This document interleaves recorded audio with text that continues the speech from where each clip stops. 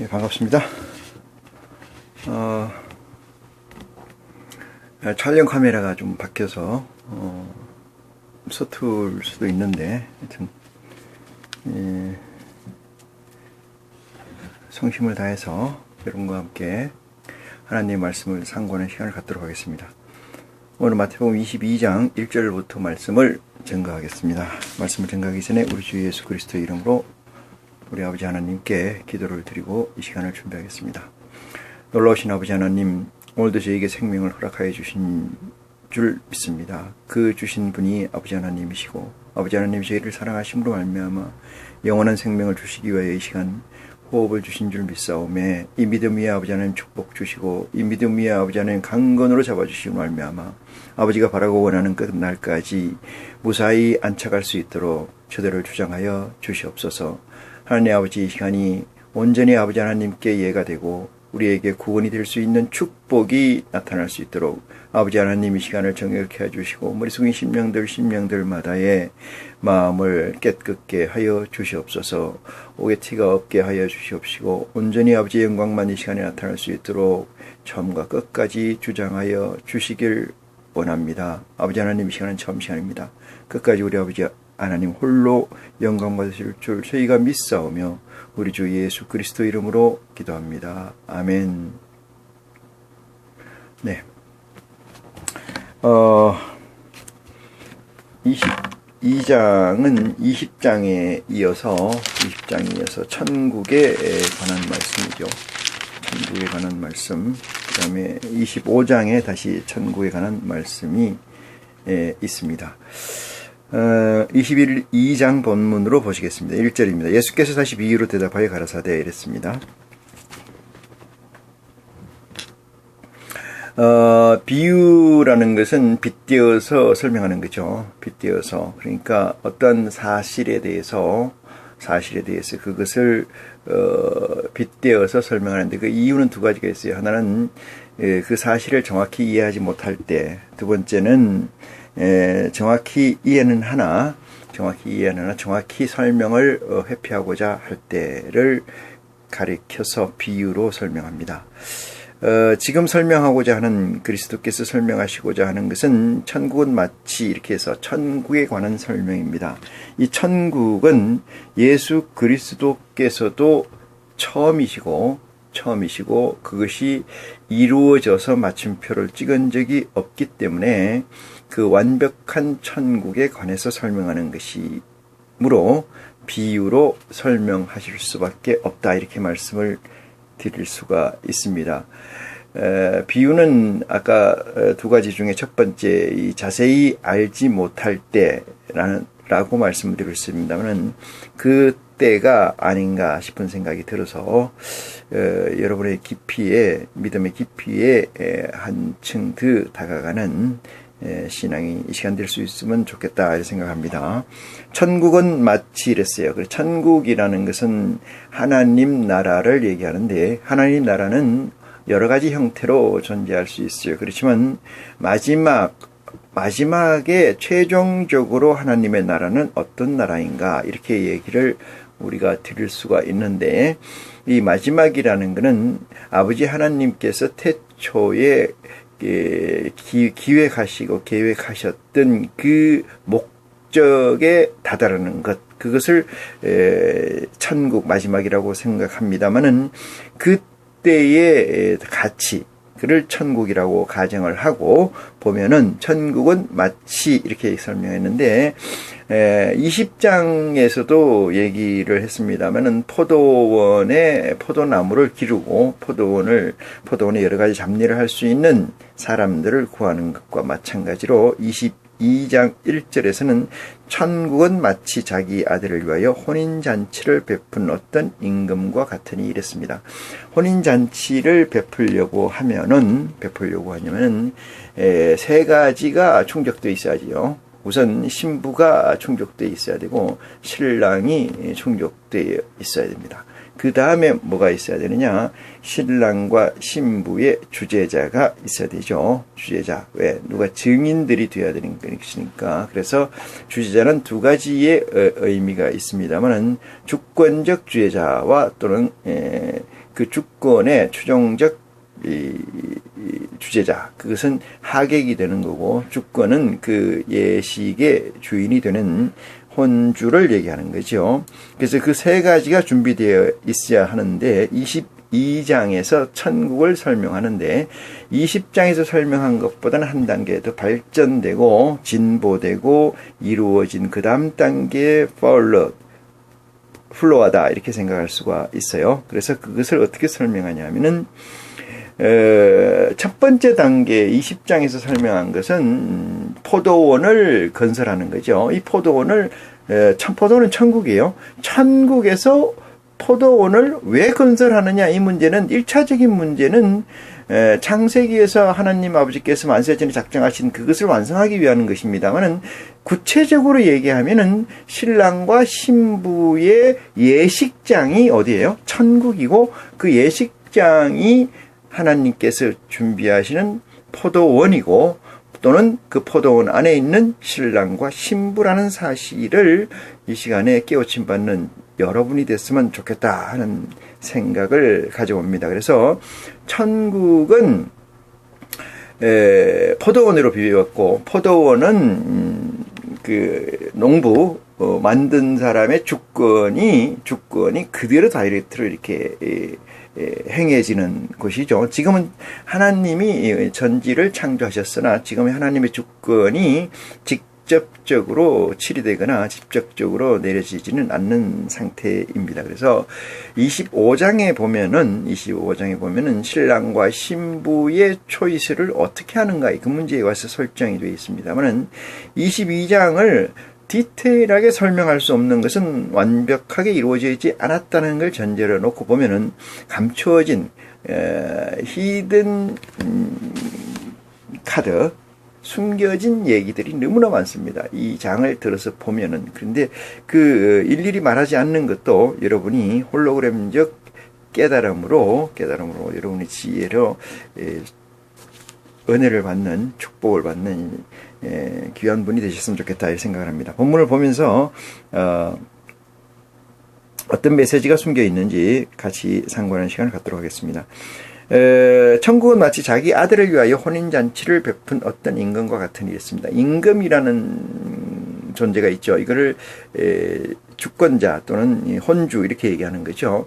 혼주가 있다. 이것은 임금이라고 비유되어 있고 이것은 하나님 아버지이시다. 이렇게 얘기를 드릴 수가 있습니다. 그런데 이 혼주이자 본인도 혼내의 집행자이자 당사자이다. 이렇게 제가 말씀을 드릴 수가 있습니다. 그래서 하나님은 혼주이고 그 다음에 신랑과 신부 이 선남 선녀가 만나서 결혼하는 것을 진행하는 것. 이 일반적인 관리에서 보면은 혼주 또는 이 주례자는 보통 그 신랑과 신부보다 먼저 태어난 사람으로서 혼인을 했던 경험이 있고 세상을 살은 경험이 있어서 그 경험을 바탕으로 해서 선임의 의미로서 두 사람의 혼인을 집행하는 거죠. 근데 여기에서 나와 있는 임금이라는 것은 하나님을 얘기하는 거고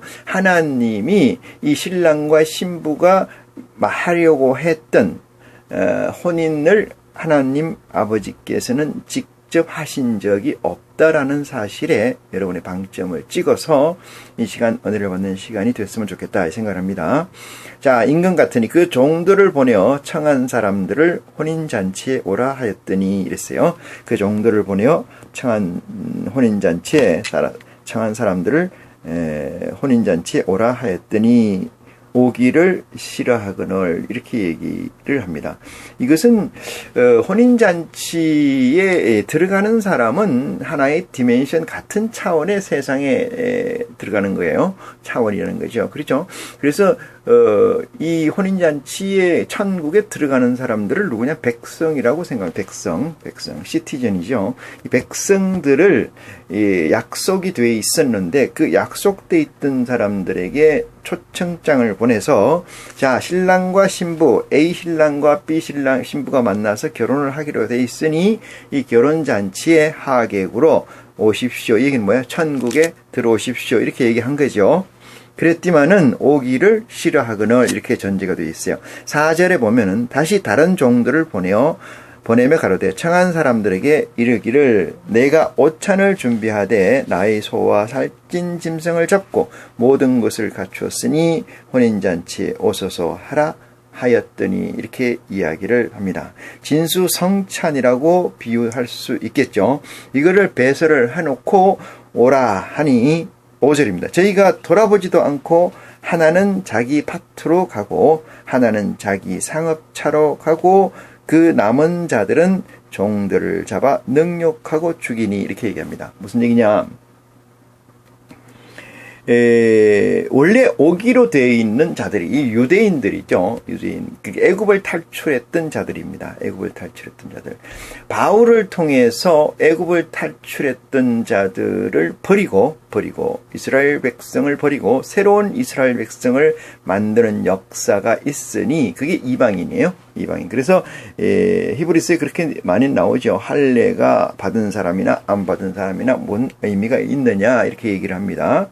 그래서 그 남은 자들은 이랬어요. 상업차로 가는 사람들도 있고 자기 밭으로 가는 사람들도 있고 자기 밭으로 간다는 건 뭐예요? 자기 것을 가꾸겠다는 거죠. 상업차는 뭐예요? 이윤을 남기겠다는 거예요. 이윤을. 먹고 사는 일을 넘어서서 어쩌면 세이브 세상에서 축적하겠다는 것이요. 그 남은 자들은 그 자들 외에 남은 자들은 그 잔치를 배설하였으니 오라고 보낸 그 사람들을 잡아 능욕하고 죽이니. 능욕이라는 건 뭐예요? 능욕이라는 건 그들이 가져간 메시지를 저주하는 거죠. 저주. 그 저주는 누구의 능력이냐? 그 보낸 사람을 능욕하는 거예요. 그 보낸 자들을 죽임으로 인해서 그 메시지를 팽개치고 그 보낸 자들을 때리고 핍박하는 것은 그 보낸 자의 권위의 능욕이다 이렇게 말씀을 드릴 수가 있어요. 그래서 이것은 이 시대를 얘기하는 것 같아요. 이 시대를 똑같은 얘기입니다만은 이 시대를 7절입니다.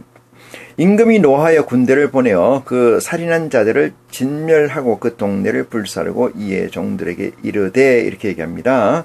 이 종들이라고 얘기하는 것은 그 하나님의 사자들이요. 하나님의 사자들을 종들에게 이르되 혼인잔치는 예비되었으나 청한 사람들은 합당치 아니하니 이렇게 얘기합니다. 청한 사람들은 기존에 이미 앞서서 설정되어 있는 가치를 얘기하는 거고 그것들에 대해서 합당치 아니하니 사거리 길에 가서 사람을 만나는 대로 혼인잔치에 청하여 오너라 한데 이렇게 얘기합니다. 사거리라는 것은 꼭 의미를 여기다 사거리니까 뭐 십자가 이런 의미를 둘 필요는 없고요.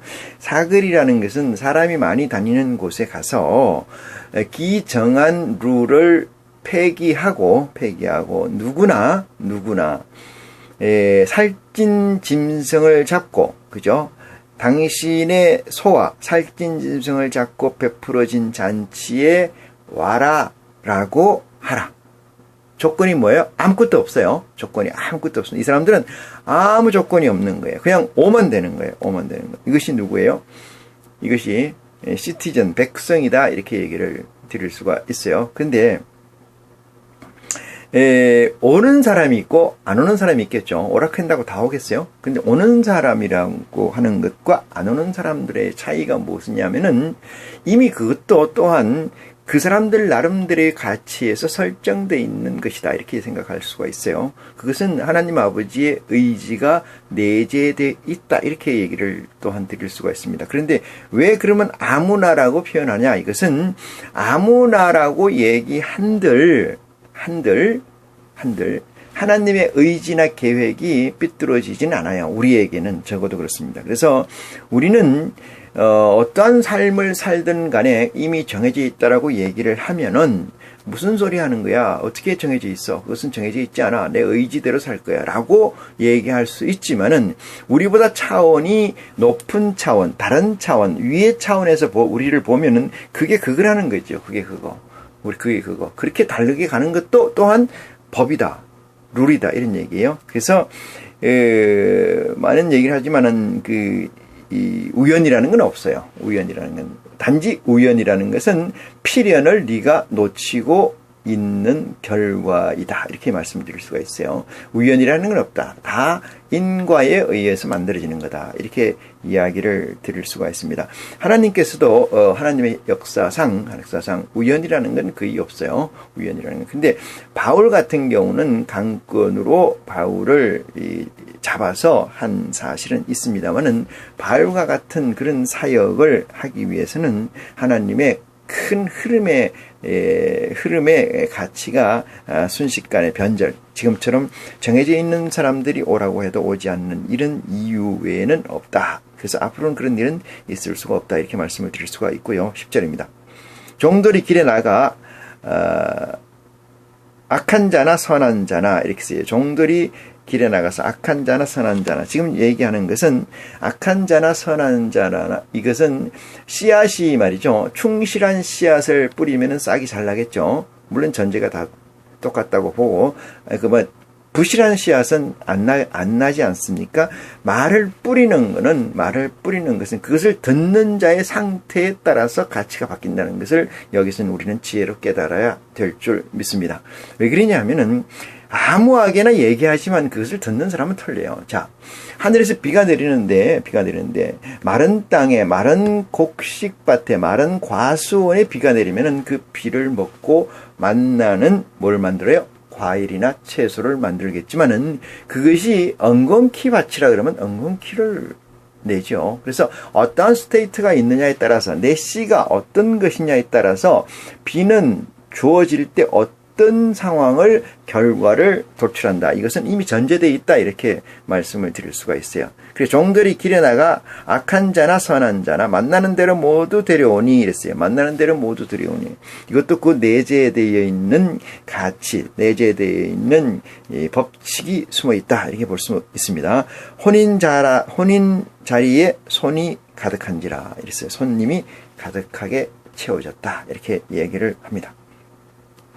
임금이 11절입니다. 임금이 손을 보러 들어올세 이랬어요. 임금이 손을 보러 손님들을 보러 들어올세 이랬네요. 손님이라는 얘기죠. 하객들. 거기서 예복을 입지 않은 한 사람을 보고 이렇게 얘기합니다. 예복을 입지 않은 한 사람. 여기서 예복이라고 하면은 우리가 의상을 얘기를 하겠습니다만 여기서는 마음의 의상이지 겉에 있는 의상은 아니에요. 마음의 의상이지. 너는 하나님이 어떻게 골라내느냐? 들어온 사람이 악한 자나 선한 자라는 개념은 일반적 개념입니다. 일반적 개념. 다시 말해서 하늘의 개념이 아니고, 하늘에서 보는 악한 자와 선한 자의 개념이 아니고, 일반적 개념에서 악한 자나 선한 자. 그냥 하나님 앞에 볼 때는 아무것도 아닌 거죠. 아무것도 아닌 거예요. 그래서 불러드렸습니다만은, 임금들이 그 손님들을, 청하에서 온 사람들을 보고, 이렇게 얘기합니다. 예복을 입지 않은 한 사람을 봤다는 거죠. 임금이 이렇게 얘기해요. 가로되 친구여 어찌하여 예복을 입지 않고 여기 들어왔느냐 하니 이랬어요. 여기서 중요한 얘기는 친구라는 얘기인데, 이 친구라는 것은 동격을 가지고 얘기를 해요. 동격. 그래서 동격은 어디에 나오냐 하면은 창세기 1장에 나옵니다. 창세기 1장 한번 보시겠습니다. 창세기 동격의 시작은 어디서 나오느냐? 우리는 그것을 잘 깨우침 받아야 되는데, 이것을 이렇게 얘기합니다. 창세기 1장 26절. 하나님이 가라사대 때 우리의 형상을 따라 우리의 모양대로 우리가 사람을 만들고 그랬어요. 그래서 우리의 형상대로 우리가 이렇게 했는데, 우리의 형상대로 우리가 사람을 만들었잖아요. 여기서 우리라는 개념은 인카네이션, 어닝카네이션 즉 존재이죠. 왜냐하면 성육신이 되어 있지 않는 존재의 것들, 이건 뭐냐면 영적 가치의 것들이에요. 그러니까 영적 존재라는 거죠. 영적 존재를 얘기하는 거예요. 영적 존재. 그러니까 아까 마음의 가치를 합당치 않은 가치라고 얘기했습니다. 왜 친구애라고 얘기하는 것은 그 영적 가치에서 우리라는 개념이 있습니다. 그 친구가 어찌하여 예복을 입지 않고 여기 들어왔느냐 하니 제가 유구무원이거늘. 왜 딱 들켰다는 거예요. 딱 들켰다. 이 말씀이 차원이 한 3차원의 디멘션이죠. 세상, 한 세상, 1차원 세상, 2차원 세상, 3차원 세상, 이게 이 3차원 세상이 공유되어 있는 가치, 공유되어 있는 스테이트예요. 상황이라는 거죠. 그렇기 때문에 이것을 그냥 평면적 그 가치로 읽어본들 이 가치를 이해하는 것은 정말로 하늘의 별따기다. 이렇게 말씀을 드릴 수가 있어요. 그런데 가로되 친구여 어찌하여 예복을 입지 않고 여기 들어왔느냐 하니 제가 유구무원이거늘. 말이 없는 거죠. 그래서 왜 말이 없을까요? 영의 세계에서는 작고 크고 높고 낮음에 대해서 이의달 게 없습니다. 이의달 게. 왜 그래요? 영이라는 가치는 우리 인간처럼 세포와 세포, 그 다음에 생각과 생각이 물려져서 만들어진 존재가 아니기 때문에 그렇습니다. 생각과 생각 사이에 얼마나 그 생각이 우리가 이 뇌에 보는 스냅스라고 있는데 스냅스와 스냅스가 어떻게 통로가 확장되어 있느냐를 얘기하는데 그걸 저는 순전성 또는 균질성이라고 얘기하는데 그것을 얼마나 잘 되어 있느냐를 묻는 게 인간이라면은 영에서는 그게 없어요. 그 가치가 없다. 아예 그냥 균질하게 돼 있다 이런 얘기죠. 그렇기 때문에 숨어 있을 곳이 없어요. 숨어 있을 곳이. 요나가 배 밑에 숨어 있었잖아요. 배 밑에 숨어 있을 때 하나님이 불렀어요. 요나야, 내가 여기 있나. 그러니까 이게 무슨 얘기냐면은 세상 우리 인간이란 존재는 이 껍데기를 가지고 있고 있는 이 존재는 원자와 원자가 만나서 세포를 구성하고 있고 세포들이 만들어서 구성되어 있는 게 이 바디 육체 그릇이고요. 영들은 이 영혼이라는 우리가 정신 스피릿이라는 것은 얼마나 지독하게 갈고 닦느냐에 따라서 그 스피릿 정신이 얼마나 강하나 약하냐 그 차이죠. 그건 뭐냐면 생각과 생각의 사이가 없이 갭이 없이 밀착되어 있는 그것이 나의 창체성으로 확보되어 있어야 되는데 그것을 하나님께서는 예수님께서는 우리한테 그걸 영이라고 얘기하는 거예요. 하나님의 말씀과 말씀 사이에 갭이 없이 온전히 통으로 완성되어 있어야 된다. 그것이 영의 아버지께서 창조해 주신 하늘에서 이룬 것 가치라고 하는 그 가치는 그런 갭이 하나도 없는 거죠. 그냥 온전한 거예요. 그렇기 때문에 친구여 어찌하여 예복을 입지 않았느냐 이 얘기를 묻는 순간 이 친구는 어떤 대답을 해요? 유구무원이거늘 이렇게 얘기합니다. 13절입니다. 임금이 사환들에게 말하되 그 수족을 결박하여 바깥 어두운 데 내어 버려라 던져라 거기서 설피 울며 이를 갈미 있으리라 하리니 이랬어요. 바깥 어두운 데라는 것은 천국 밖을 얘기하는 거예요. 천국 밖으로 내어 던지라. 그건 불못이죠. 불못. 내어 던지라 설피 울며 이를 갈미 있으리라 하는 거예요. 설피 울며 이를 간다는 건 후회를 한다는 거예요. 후회를 지금은 후회할 때입니다. 우리가 후회할 때 그걸 다른 말로 repentant 회개라 그래요. 회개. 다시 돌아오라. 그쪽으로 가지 말고 이쪽으로 돌아와라. 지금은 그럴 때예요. 그렇다고 해서 운다는 뜻이 아니고 탄식을 하는 거죠. 내가 이렇게 그리스도를 몰랐나? 내가 이렇게 우리 하나님 아버지를 몰랐느냐? 정말로 내가 미친 소리를 하고 댕겼구나. 믿음 생활에 장로고 목사고 집사고 권사라면서 수십 년 동안 믿었는데 내가 보니까 잘못 믿었구나. 이런 회한이 있어야 되는 거죠. 이때는 회한이 있고 이를 갈며 슬피 운다 한들 길이 없다는 거죠. 퇴로가 없어요. 지금 그런 일이 있다는 것은 하나님의 축복인 줄 믿으시기 바랍니다. 왜 하나님의 축복이요? 하나님이 예수 그리스도 앞으로 내보내지 않으면은 아무도 그 앞에 나올 자가 없다라는 사실에 견주어 보면은 하나님의 엄청난 사랑이시다. 이렇게 생각할 수가 있습니다. 15절입니다. 4절 청함을 받은 자는 많되 이렇게 얘기합니다. 청함을 받은 자는 많되 택함을 입은 자는 적으니라 이렇게 얘기를 하는데 아마 이 친구라는 존재는 이해하기 쉽게 비유로 설명하면은 이스라엘 백성에서 나왔던 존재들이 아닌가 이런 생각을 해요. 근데 그 영들이 거기서 망가지고 다시 이 슬쩍 끼어서 여기에 들어왔는 하나님이 폐기한 그 족속들이 아닌가 이렇게 생각, 그 영이 아닌가 이렇게 생각합니다. 청함을 받은 자는 많되 택함을 받은 자는 적으니라 이렇게 설명을 하고 있습니다. 여기는 백성을 얘기한다 이렇게 말씀을 드릴 수가 있어요. 15절입니다. 이에 바리새인들이 가서 어떻게 하여 예수로 말의 올무에 걸리게 할까 상론하고 자기 제자들을 헤롯 당원들과 함께 예수께 보내어 말하되 선생님이여 우리가 아노니 당신은 참되시고 참으로서 하나님의 도를 가르치시며 아무라도 끓이는 일이 없으시니 이는 사람을 외모로 보지 아니하심이나이다 이렇게 얘기합니다. 진실된 얘기이죠. 그러면서 당신의 생각에는 어떠한 우리에게 일어서서 당신의 생각에는 어떠한지 우리에게 말하라 이렇게 그 다음 얘기죠. 가이사에게 이제 질문을 하겠다는 거죠. 가이사에게 세를 바치는 것이 가하니까 맞습니까? 이렇게 가이사에게 세라는 건 텍스를 얘기한 거죠. 국민의 의무 중에 하나이기도 합니다만은 세를 바쳐야 된다. 국민의 의무 중에 하나, 이 이스라엘 백성의 의무 중에 하나가 10의 1조예요. 10의 1조. 이스라엘 백성의 의무 중에 하나. 10의 1조다.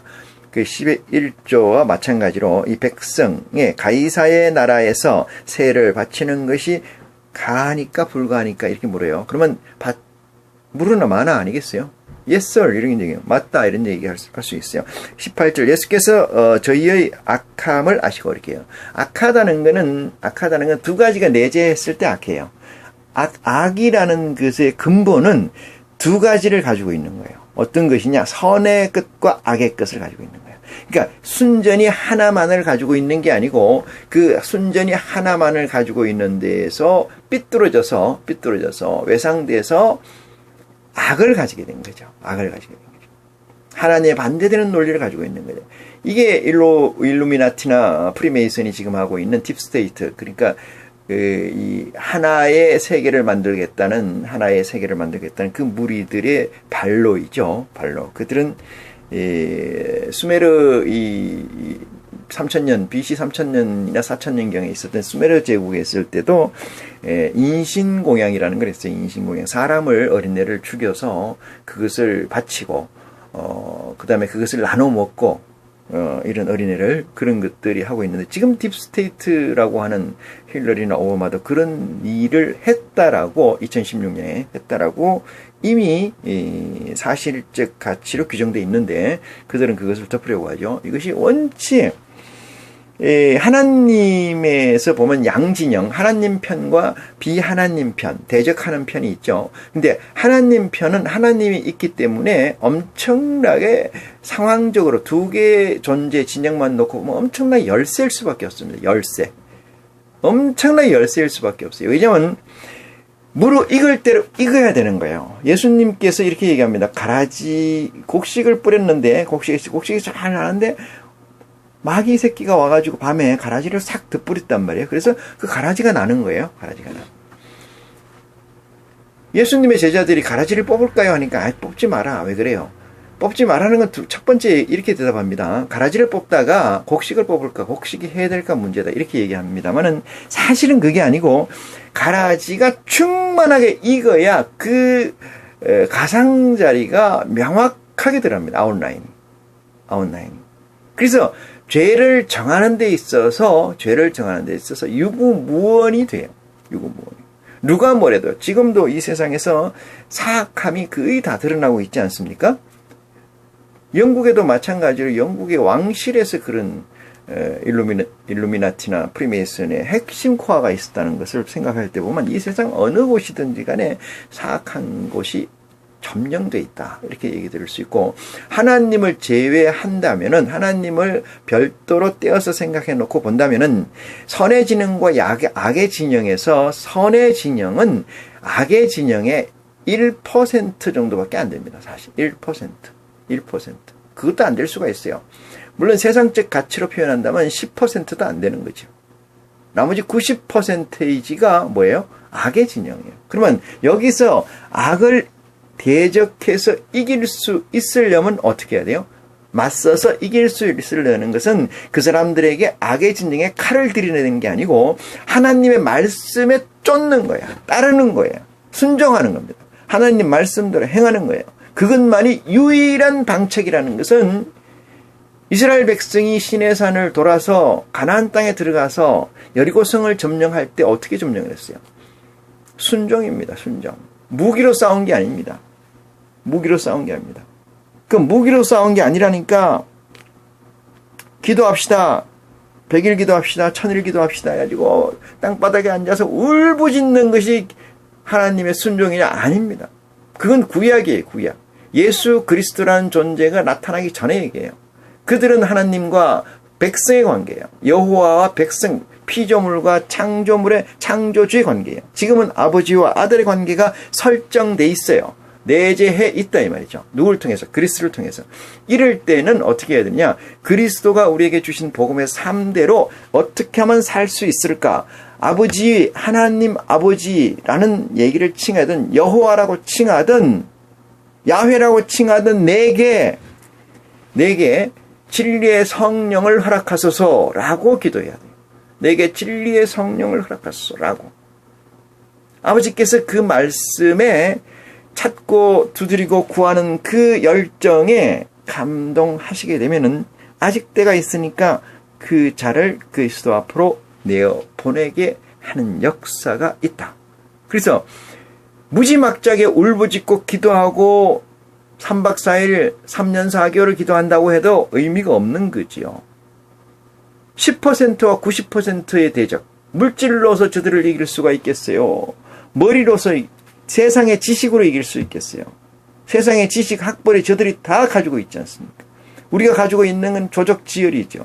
근데 그걸 가지고 저들을 대항해서 이기겠다고, 아니면은 구약에 하나님께서 우리에게 메시아를 주셨는데도 불구하고 그 메시아를 내팽개치고 구약의 가치처럼 울부짖는, 소리 지르고 기도하고 금식하는 것이 하나님의 순리라고 생각한다는 것은 어리석은 사람들이요. 하나님이 그들에게는 진리의 성령을 허락하지 않으신 자들이고 않으신 것이고, 그들은 그로 말미암아 슬피 울며 이를 가는 역사가 있게 된다는 사실을 명심해 볼 때 얼마나 축복받은 일이 우리에게 기다리고 있는가, 그것은 가히 놀라운 일이다, 이렇게 말씀을 드릴 수가 있습니다. 그래서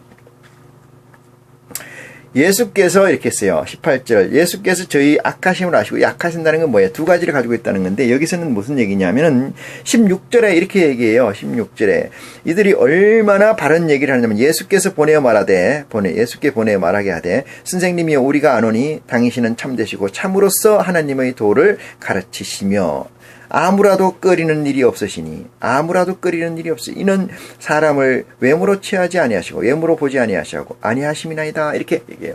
이건 정말 진실된 얘기죠. 하나님의 외모라는 건 프레임이에요. 프레임으로 보지 않는다 이 말이죠. 프레임이라는 건 이 낮은 단계 얘기하면 육체이고 외모이죠. 높은 단계, 그 다음 단계